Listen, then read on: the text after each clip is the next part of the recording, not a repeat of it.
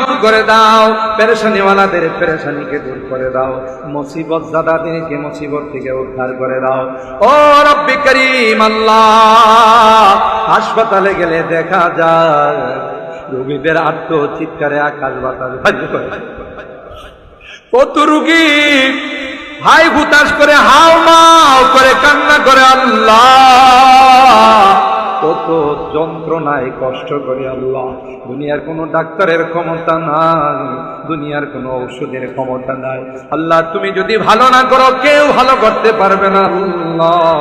সকল রোগীদেরকে পরিপূর্ণ শিফা নসিব করে দাও, শিফায়ে কামেলা আজেলা দায়েমা মুস্তামিররা নসিব করে দাও। ও মালিক, ভিটা বাড়ি বিক্রি করে, জায়গা জমি বিক্রি করে আমাদের সন্তানেরা বিদেশে গেছে। এক একজনের চেহারার দিকে তাকানো যায় না, প্রচন্ড রুদ্রে পড়ে কত কষ্ট করে কিছু টাকা কামায়, কত মালিকের ধমক খায়, লাথি খায়, কত কষ্ট করে আল্লাহ। এখনো অনেকেই বিদেশের বাড়িতে বড় বিপদের মধ্যে আছে আল্লাহ। মেহেরবানি করে সকল বিপদ থেকে সকলকে উদ্ধার করে দাও আল্লাহ।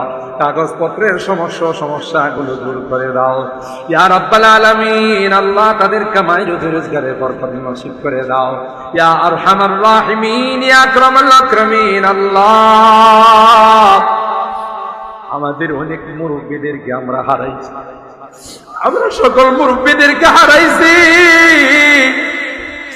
ওখরে বাঙ্গালকে আর কোনদিন দেখব না, রাইসুল মুফাসসিরিনকে আর কোনদিন দেখব না, মুফতি আজম মুফতি নুরুল্লাহ রহমাতুল্লাহ আলাইহি আর কোনদিন দেখব না, আল্লামা সিরাজিকে আর কোনদিন দেখব না, আল্লামা রহমাতুল্লাহকে আর কোনদিন দেখব না আল্লাহ। আমাদের মালিয়াতার বড় হুজুরকে আর কোনদিন দেখবো না, কলামরির হুজুরকে আর কোনদিন দেখবো না আল্লাহ।